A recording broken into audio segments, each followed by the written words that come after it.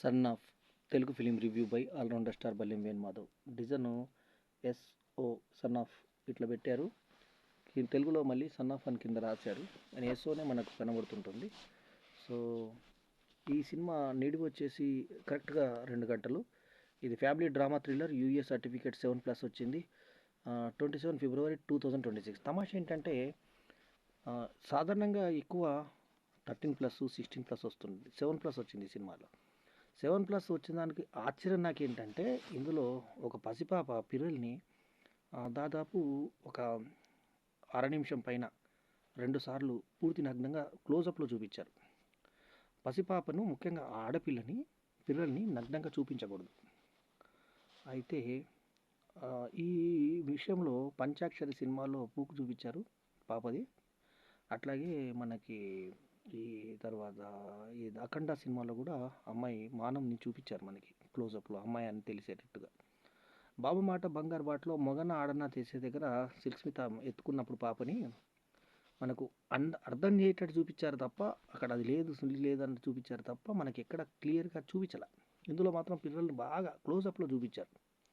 So అయినా కానీ UA 7+ అంటే చిన్నపిల్లదని అట్టుగా వదిలేశారు. కానీ నిజానికి న్యాయంగా అయితే ఆ పసిపాపది, ముఖ్యంగా ఆడపిల్లది నగ్నంగా చూపించకూడదు పిల్లల్ని.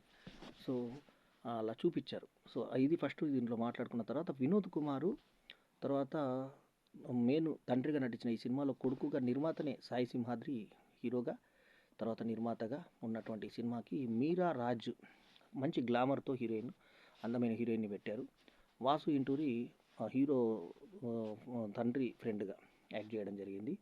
సతీష్ పత్తుల్లా డైరెక్టర్, రైటర్ అయినటువంటి సినిమాకి ఇందాక చెప్పినట్టుగా సాయి సింహాద్రి నిర్మాత కాగా, Rishi musician, VRK Naidu cinematography, Amarnath editing, Sahith Kumar B art direction జరిగాయి. ఈ సినిమాలో కథ ఏంటంటే ఫస్ట్ కోర్టులో ఓపెన్ అవుతుంది కదా. తండ్రి మీద కేసు పెట్టిన కొడుకు ఎందుకు పెట్టాడంటే, నాకు ఆస్తి ఇవ్వట్లేదు, నన్ను ఇంట్లోకి వెళ్ళిపోమన్నాడు, కానీ ఆస్తి మా తాతది, నాకు కావాలా అంటే నేను ఇవ్వను. ఎందుకు ఇవ్వనంటే వీడు విధవ అన్న టైప్లో తండ్రి. అంతకుముందు నేపథ్యం ఏంటి అంటే, వీడు ఏదో ఓడిపోయినా కూడా ఇతను తండ్రి సెలబ్రేట్ చేసుకుంటుంటాడు, ఫెయిల్ అయితే సెలబ్రేట్ పార్టీ చేసుకుంటుంటాడు. అటువంటి వ్యక్తుల్లో ఒక అమ్మాయిని ప్రేమించానని అంటాడు. ఆ అమ్మాయి తమాషాగా ఇతన్ని చూసి ఇష్టపడుతుంది. ఎందుకంటే చిన్నప్పటి ఫ్రెండ్స్ వాళ్ళు. ఈ సంగతి ఇతను తెలియదు. సో అమ్మాయి, నేను నిన్ను ఇష్టపడుతున్నాను, నేను పెళ్లి చేసుకుంటున్నానంటే తండ్రి చాలా విచిత్రంగా యాక్సెప్ట్ చేస్తాడు. యాక్సెప్ట్ చేసి సరిగ్గా పెళ్లి దగ్గరికి వచ్చిన తర్వాత అవమానిస్తాడు కొడుకుని. సో ఆ అమ్మాయిని కూడా అవమానిస్తాడు. ఇట్లాంటివన్నీ నీకు ఏమైనా కడుపు వచ్చిందా, నీకు ఇంకేమైనా అయిందా, నీకు ఏమైనా కాలు చేతులు బాగాలేవా, లేకుంటే నీకు క్యారెక్టర్ లేస్వా, నీకు కుటుంబం బాగాలేదా, ఎందుకు ఇట్లాంటివని పెళ్లి చేసుకున్నావని అవమానిస్తాడు. ఒక్కసారిగా వివాహం విచ్ఛిన్నం అవుతుంది. అవతల పెళ్లి కూతురు తండ్రి చాలా బాధపడతాడు. దానికి హీరోయిన్ చాలా బాధపడి, నీ వల్ల నేను మాట పడ్డాను నీ ప్రేమ వల్ల అని చెప్పి హీరోని కూడా ఇది దూరంగా చేసుకునేటువంటి ప్రయత్నం జరిగినప్పుడు, ఇది జరిగింది నాకు అన్యాయం అని కోర్టుకు నివేదించి, నాకు ఆస్తి కావాలి, ఇతను తండ్రిని పోయి తిడతాడు, బూతులు తిడతాడు తాగేసి. ఎందుకంటే మొదటి నుంచి కూడా హీరోయిన్ బెదవలాగానే చూపించే ప్రయత్నం చేశారు. సో అతనిలో మార్పు కోసం తండ్రి ఇలా చేశాడేమో అనిపించే విధంగా మనకు జరుగుతుంది. వినోద్ కుమార్ తండ్రిగా చాలా అద్భుతంగా యాక్ట్ చేశాడు. మామగారులో ఉత్తమ సహాయ నటుడిగా అవార్డు అందుకున్న వినోద్ కుమార్ ఈ సినిమాలో మంచి పర్ఫార్మెన్స్ చూపించాడు. కన్నడ నటుడైనా కూడా మంచి తెలుగు ధనంతో తెలుగు సినిమాని చాలా అద్భుతంగా యాక్ట్ చేయడం జరిగింది. సో మనకి రాజేంద్ర ప్రసాద్ లాంటి సీనియర్ నటుడు చేస్తే ఎలా చేస్తాడో అంత బాగా చేసేటువంటి ప్రయత్నం చేశాడు వినోద్ కుమార్. అందుకు అతనికి అభినందనీయుడు బాగా. సో ఆ తర్వాత హీరో కూడా తన నిర్మాత అయినా కూడా, ఫస్ట్ సినిమా అయినా కూడా బాగా యాక్ట్ చేయడానికి ప్రయత్నించాడు. అట్లీస్ట్ ప్రయత్నం అయితే చేశాడు. సో దీంట్లో హీరోయిన్ అనేటువంటి ఆమె చాలా ప్లస్. ఎందుకంటే ఆమె చాలా మీరారాజు మంచి ఆనందంగా కనిపించింది. పాటలు కూడా బాగున్నాయి. ఆకట్టుకునే విధంగా సాగినటువంటి మ్యూజిక్ను కూడా, సో మ్యూజిక్ డైరెక్టర్ మంచి మ్యూజిక్ని రిషి ఇచ్చాడు. పాటలు కూడా, సాహిత్యం కూడా బాగుంది. సో పాటల్లో హీరోయిన్ కెమిస్ట్రీ కూడా వర్కౌట్ అయ్యింది. సో హీరో సగటు అబ్బాయి ఎలా ఉంటాడో కొంచెము ఆ టైప్లో హీరో ఉన్నాడు. సో తాగుబోతు అయిపోతాడు. అట్లా జరిగేసరికి పిచ్చిగా తాగుబోతు అయిపోయి వ్యసనాలకు లోనవుతాడు. తర్వాత కోర్టు దగ్గర తీర్పు ఏమొస్తుందంటే, జడ్జి నువ్వు ఒక అమ్మాయిని 6 నెలలు పెంచిన తర్వాత అప్పుడు నీకు ప్రేమ అనేది ఏం తెలుస్తుంది అన్న తర్వాత సరే అని చెప్పేసి ఒక అనాథాశ్రమం పోయి ఒక అమ్మాయిని పెంచుకోవడం. ఆ పెంచే నేపథ్యంలో ఇందాక నేను చూపించినటువంటి అమ్మాయి గుద్దను చూపించడం నగ్నంగా. అంటే ఎట్లా చూపించారంటే, నిలబెట్టి ఇట్లా విరలు అనుకోండి, ఇలా నిలబెట్టేసి క్లోజప్లో చాలాసేపు చూపించారు. అంతసేపు చూపించకూడదు. చాలాసేపు స్నానం చేసినట్టు చూపించడం, ఆ తర్వాత మళ్ళీ గుర్తొస్తున్నప్పుడు చూపించడం, అలా అమ్మాయిని చూపించారు. రేపు పెద్ద అయిన తర్వాత అమ్మాయిది ఇబ్బంది అవుతుంది కదా. సో అది అట్లాంటి అబ్జెక్షన్స్ ఉంటాయి కాబట్టి మరి అది చేసి చూయించారు అలాగా. సరే ఆ తర్వాత ఈ అమ్మాయిని పెంచి కొంచెం ప్రేమ ఏర్పడుతుంది. 6 నెలల తర్వాత తిరిగిచ్చేయాలి. తిరిగిచ్చేసి మా కొడుకు గెలిచాడని పార్టీ చేసుకుంటాడు. తీరబోతే ట్విస్ట్ ఏంటంటే ఈ అమ్మాయి ఎవరో కాదు, వీళ్ళిద్దరు సెక్స్‌తో హీరోయిన్‌తో వీడు కలవడంతో వాళ్ళిద్దరికి పుట్టిన బిడ్డని ఆ పాపని నేను ఈ అమ్మాయి కడుపొచ్చిందంటే ఇంట్లోంచి ఎలగొడితే నేను తీసుకొచ్చి పెంచానని తండ్రిలో ఇంకో గొప్ప పార్శ్వం చూసి వాళ్ళిద్దరు ఒకరినొకరు అభిమానించుకొని నీకేమని చెప్పేది ఉందా, నీకేమని చెప్పేది ఉందా, అక్క కూడా ఈగోలకు ఏం చెప్పుకోకుండా లోపలికి వెళ్ళిపోవడంతో డైరెక్టెడ్ బై అని చెప్పేసి Satish Battula director and writer అని చెప్పి పడింది.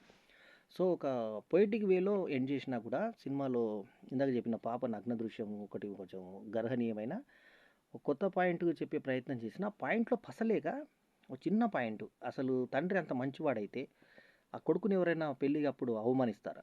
అవమానించిన తర్వాత తనకు పుట్టిందో లేదో బిడ్డ కూడా తెలియని పరిస్థితుల్లో హీరో ఉంటాడా?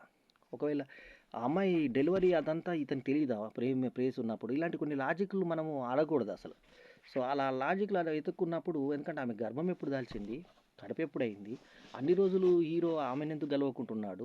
అంటే ఈయన్ని దూరం చేశాడు, వేరే వాళ్ళని పెళ్లి చేసుకున్నా అన్నది ఒకటి చూపిచ్చారు. వేరే వాళ్ళని పెళ్లి చేసుకున్నాడు లేనిది మరీ ప్రేయస్‌గా ఉన్నప్పుడు, అతను భగ్న ప్రేమికుడు అయినప్పుడు వాళ్ళెక్కడున్నారు? ఏం సంగతి? అసలు ఏంటి విషయాలు తెలీదా? అంత నాటకం ఈజీగా ఆడగలుగుతారా? సో, ఎవరైనా వేరే వ్యక్తి భార్యగా ఆమె అంత ఈజీగా చెప్పేస్తదా? ఆమెకంటూ అభిప్రాయాలు ఉండవా? అనేది మనం కొంచెం మొత్తం బేస్‌లెస్‌గా క్లైమాక్స్‌ని చేయడం జరిగింది. అంటే బేస్‌లెస్ కథగా తీసుకోవడం జరిగింది. అదే 'సన్ ఆఫ్' సినిమాని దెబ్బతీసింది. సో, ఓవరాల్‌గా హీరో లుక్స్ ప్రకారంగా సాయి సింహాద్రి హీరోలాగానే ఉన్నాడు. ఆ క్యారెక్టర్‌కి అతను న్యాయం చేసే ప్రయత్నం చేశాడు. వినోద్ కుమార్ అందరికన్నా బాగా చేశాడు. మీరా రాజ్ కూడా అద్భుతంగా రాణించింది. వాసు ఇంటూరి ఎప్పట్లాగా తనదైన శైలిలో రాణించాడు.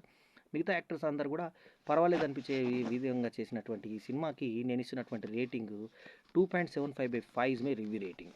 పాటల సాహిత్యము, ఫోటోగ్రఫీ మంచి మెచ్చుకోదగ్గ స్థాయిలో ఉన్నాయి. రికార్డింగ్ చాలా బాగుంది. ఓ ఓ అంటూ రికార్డింగు రిషి చేసిన రికార్డింగ్ ఏదైతే ఉందో అది రిపీటెడ్గా ఉండడం కొంచెం ఇబ్బంది పెట్టింది. ఒకటే రిపీటు ఓ అంటూ రికార్డింగ్ ఎక్కువ చూపించారు. అదొక్కటి మినహాయిస్తే ఇంకా సినిమాలో పాటల ప్రకారంగా మాత్రం మంచి పాటలు తీసుకొని బాగా చేసే ప్రయత్నం చేశారు. సో ఇదండి ఈ సినిమా రివ్యూ విశేషాలు 'సన్ ఆఫ్' సినిమా. సో ఈ రివ్యూ కనుక మీకు నచ్చితే లైక్ చేయండి, కమెంట్ చేయండి, షేర్ చేయండి. ఇందాకే చెప్పుకున్నట్టుగా ఈ సినిమా నిడివి వచ్చి 2 గంటల వరకు అయితే మనకి ఏం బోర్ కొట్టకుండా US7+ సాగేటువంటి ఈ సినిమా విడుదల తేదీ 27 ఫిబ్రవరి 2026. ఇదండి ఈ రివ్యూ. ఇక మరో మంచి రివ్యూలో మళ్ళీ కలుద్దాం. ఎల్లప్పుడూ మీ ఆదరాభిమానాలను ఆశించే మీ ఆల్రౌండర్ స్టార్ బల్లెం వేణుమాధవ్. ఇక 'సన్ ఆఫ్' సినిమాకి వినోద్ కుమార్ హైలైట్ అని మరోసారి తెలియజేసుకుంటూ, వినోద్ కుమార్కి అభినందనలు తెలియజేసుకుంటూ, ఎల్లప్పుడూ మీ ఆదరాభిమానాలను ఆశించే మీ ఆల్రౌండర్ స్టార్ బల్లెం వేణుమాధవ్. నమస్తే, జై హింద్.